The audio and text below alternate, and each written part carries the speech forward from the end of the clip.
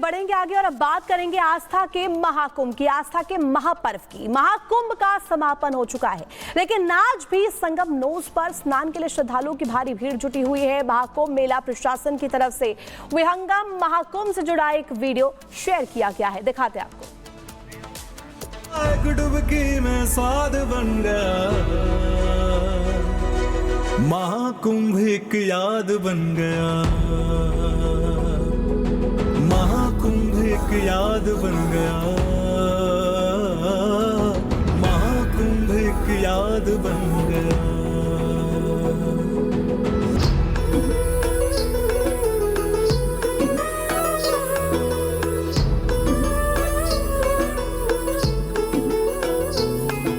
स्वर्ग उतर कर अमृत घोले हर कोई जिसे रहा है खोज, योगी बनकर सभी देवता धुनी रमाए बहरे मौज।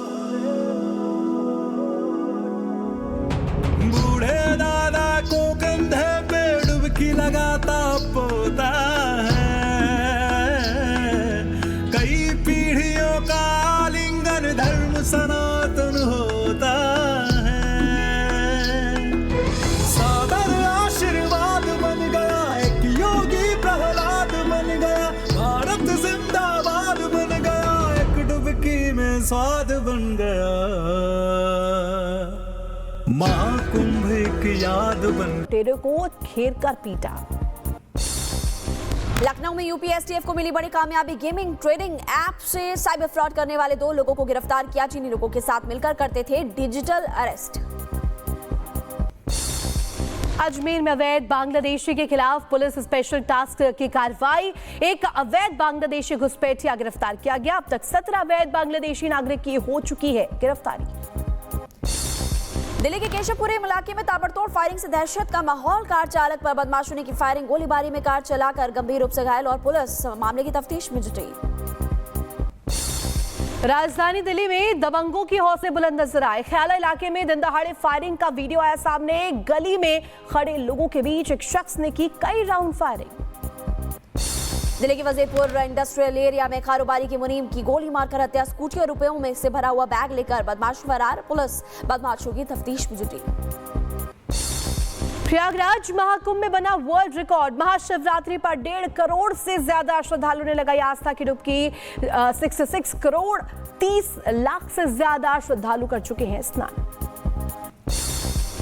आज सनातन के महापर्व महाकुंभ का होगा औपचारिक समापन। समापन कार्यक्रम में शामिल होंगे सीएम योगी आदित्यनाथ, दोनों डिप्टी सीएम होंगे शामिल। गंगा संकुल का भ्रमण करेंगे सीएम योगी।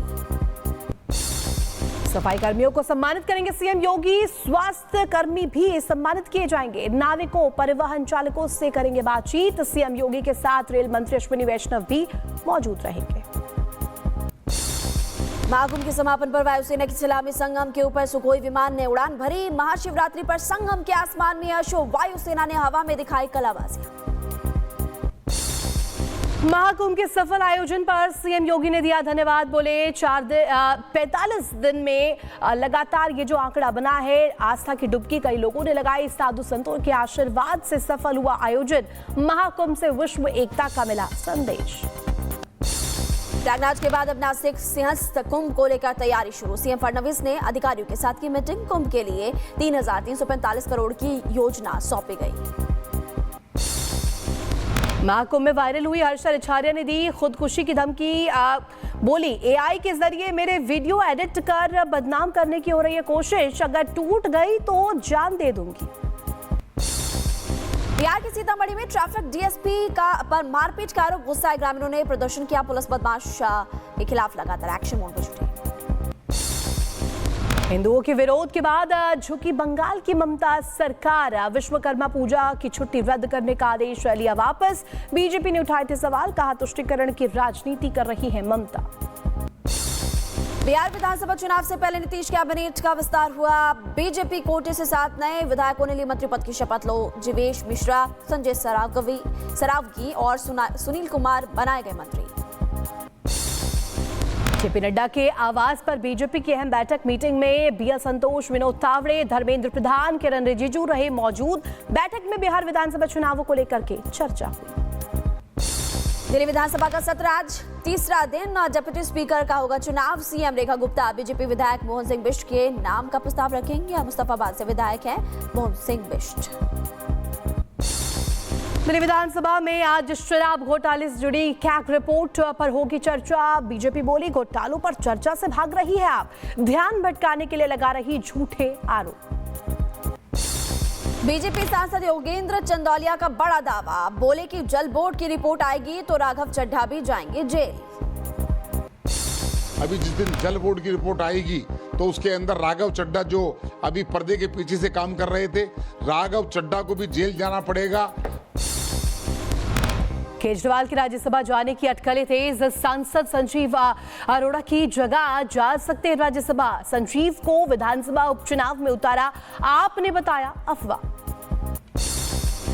तमिलनाडु की स्टालिन सरकार पर बरसे अमित शाह, कहा कि भ्रष्टाचार में डीएम के नेताओं को हासिल है महारत। राज्य के प्रमुख संस्थानों में महिला सुरक्षित नहीं है, तमिलनाडु में माफिया राज हावी है। पंजाबी भाषा को लेकर पंजाब सरकार का बड़ा फैसला, सभी स्कूलों के लिए पंजाबी को पढ़ना अनिवार्य किया गया। 10वीं पास करने के लिए पंजाबी में पास होना भी जरूरी। भाषा विवाद के बीच तेलंगाना सरकार का बड़ा फैसला, सभी स्कूलों में अनिवार्य रूप से पढ़ाई जाएगी तेलुगु। पहले से 10वीं क्लास तक तेलुगु को अनिवार्य विषय के रूप में पढ़ाने का आदेश जारी किया गया। जम्मू कश्मीर में बजट सत्र से पहले विधानसभा अध्यक्ष ने बुलाई सर्वदलीय बैठक। सुबह 11 बजे विधानसभा सचिवालय में होगी बैठक। 3 मार्च से शुरू होगा बजट सत्र। उज्जैन के महाकालेश्वर मंदिर में की गई सेहरा आरती, भक्तों ने लिया बाबा का आशीर्वाद। भव्य आरती की तस्वीरें भी सामने आई। संभल की जामा मस्जिद में रंगाई पुताई का विरोध, हिंदूवादी संगठनों ने मांगी हरिहर मंदिर में पूजा की इजाजत। सनातन सेवक संघ ने मुख्यमंत्री के नाम सीओ को ज्ञापन सौंपा।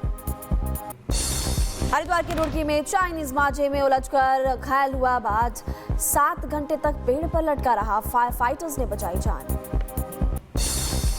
जम्मू कश्मीर के राजौरी में सेना की गाड़ी पर हमला, घात लगाकर बरसाई गई गोलियां। डोडा और किश्तवाड़ में सुरक्षा बलों का तलाशी अभियान।